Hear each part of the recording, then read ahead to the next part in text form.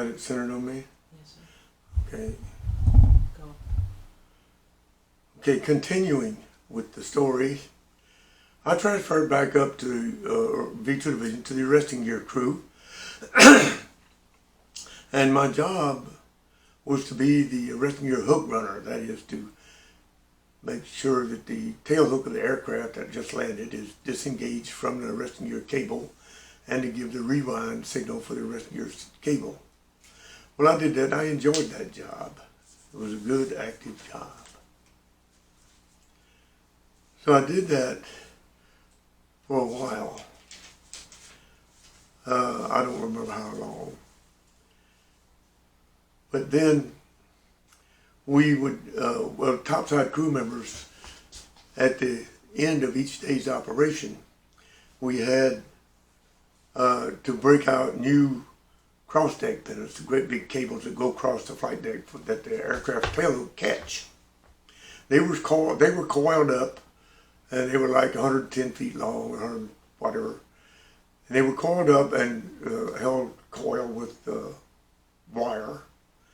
We would break them out of the barricade store where they were stored, lift them up onto the flight deck, and they weighed hundreds of pounds. And we would pick them up and roll them like a rubber tire, like a kid rolled rubber tire playing across the flight deck. Unwire them and roll them out and stretch them out alongside the scupper, ready for immediate use. Well, we would have been working all day, and we would be just dirty, filthy, greasy. And we had foul weather jackets that were made of canvas that we wore in colder weather. They were normally the standard color for foul weather jacket, kind of orange. But ours were black with grease. I mean, solid, covered with that creosote and preservative grease that they put on those cables. And one day, the last plane to land was a COD, the ship's passenger plane. And there was a young man on that COD reporting aboard. He was an airman apprentice, fresh out of boot camp. About an hour later, he comes strolling into the arresting gear engine room where my bunk was. When I'd come back to mess cook, and I'd been assigned a bunk in arresting gear engine room number 3, or 3 and 4. And so there were several of us topside crew members sitting there, still in our greasy clothes from the day's work. This young airman apprentice, he comes in. He's wearing his blue working jacket like they issued in boot camp. And he saw us sitting there, and he whirled around, said, "Scrounges! You guys are the scroungiest bunch of people I ever saw in my life. My blue working jacket never got that dirty." Well, he went on to the other end of the engine room where he was assigned a bunk and locker. Well, the next day, that young man got greasy just like the rest of us. And even when he retired like 26 years later, he still had grease on him some way, somehow.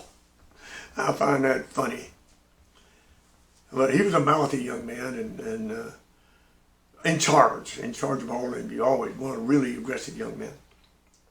Well, he advanced up through the ranks and was selected after I made warrant. He was very jealous when I made warrant. But then the next time he made warrant. And then he went the limited duty officer route and finally retired as a limited duty officer lieutenant. He's a good man. I recommended him for, after retirement, for a job in Brazil, which he got and loved it. Okay, enough of that story. I'm not going to say his name. He's still alive, and I like him, and he likes me, but I know him, and so I'm not going to say his name. But I will tell one more little story. While he was in the arresting gear crew, this is a funny story. Because how he was always aggressive, mouthy, and so forth, believed he was smarter than all the rest of us and all that thing. Well, one night the ship's at sea and it's cold. And it's after dark. And he comes into the engine room, and we'd made this story up in advance and rehearsed it a little bit. One of the guys that I will say his name. His name was Donald Watkins. He was an airman, like I was now, E3.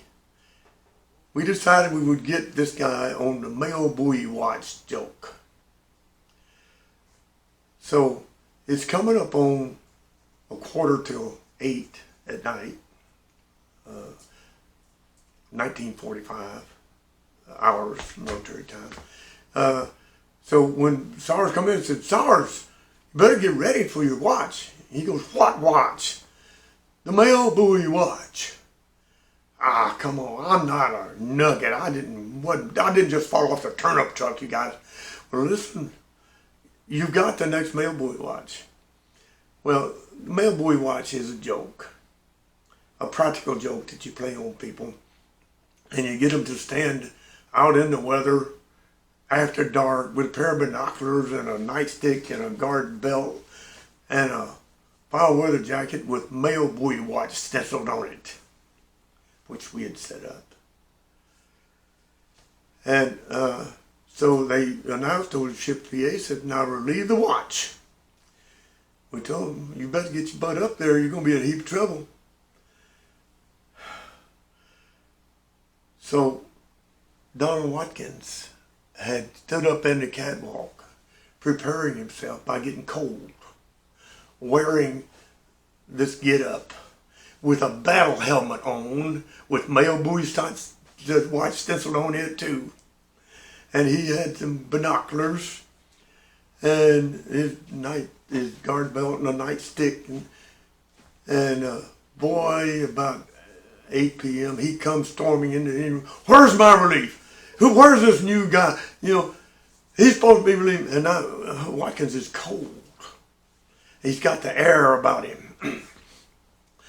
We told you, man, you're late, you better get. So he pulled off the phone, he threw it at this guy, and got his helmet, and he handed it to him, and he put on his guard belt. Watkins took him up in the catwalk, indoctrinated him, and said, "Now you scan the port aft quarter with your binoculars for the male buoy watch, for the male buoy." This is where smaller ships will do a little barge with our mail, the ship's mail on it. And there's a blinking light, the white blinking light. You'll see it, you know, we come. But every 30 minutes, you've got to call the integrity watch officer in flight deck control and report, "No male buoy sighted from the aft port quarter, sir."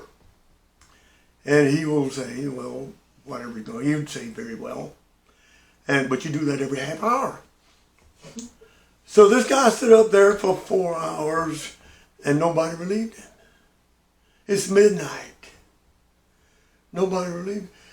He came storming in, and "Where's my relief? I've been up there for over 4 hours.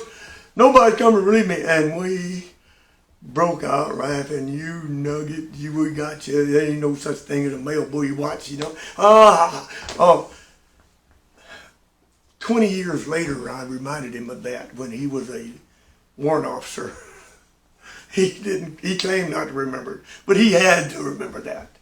Okay. End of that story.